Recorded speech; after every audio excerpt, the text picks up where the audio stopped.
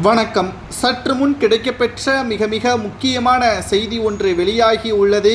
ஸ்டாலின் கழுத்தில் கத்தியை வைத்த திருமாவளவன் 2026 சட்டமன்ற தேர்தலில் கூட்டணி வைக்க வேண்டும் என்றால் 25 இடங்களை கேட்கக்கூடிய வகையில் தற்பொழுது விடுதலை சிறுத்தை தொண்டர்கள் அழுத்தம் கொடுத்து வருகிறார்கள். இதனால் ஸ்டாலின் அவர்களது கழுத்தில் கத்தி வைப்பது போல் அமைந்துவிட்டது.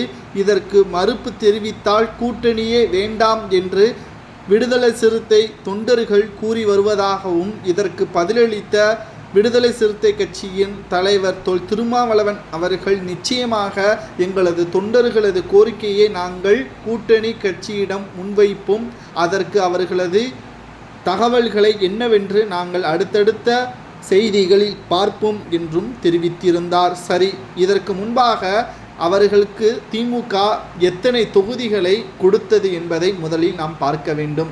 2021 சட்டமன்ற தேர்தலில் 6 இடங்கள் கொடுக்கப்பட்டது.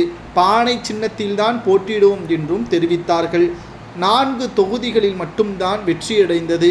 தொடர்ந்து 2 தொகுதிகளில் பானை சின்னத்தில் போட்டியிட்ட விசிக 2லும் வென்று தமிழகத்தில் 5வது மாநில கட்சியாக அங்கீகாரமும் பெற்றது.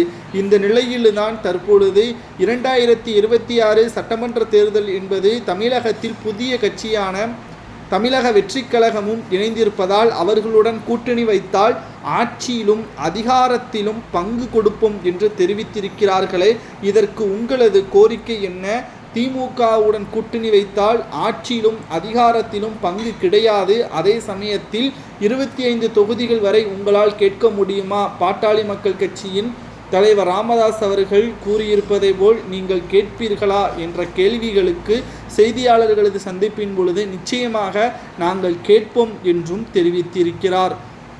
இதன் மூலமாக திமுகவிடம் இருந்து குறைந்தது 25 தொகுதிகளாவது கேட்டு பெற வேண்டும் என்பது விசிகவின் அடிமட்ட தொண்டனின் ஆசையாக உள்ளது என்றும், தற்பொழுது திராவிட முன்னேற்ற கழகத்திற்கு மிகப்பெரிய ஒரு உதவியாக நாங்கள் எங்களது கூட்டணியை வைத்து கொண்டிருக்கிறோம். அதற்கு நன்றியாக திமுக இரட்டை இலக்கு கொண்ட தொகுதிகளை தான் எங்களுக்கு கிடைப்பதற்கு உதவி செய்வதற்கான ஏற்பாடுகளை செய்யும் என்றும் விடுதலை சிறுத்தை கட்சியின் தலைவர் திருமாவளவன் அவர்கள் பேசியிருக்கிறார்.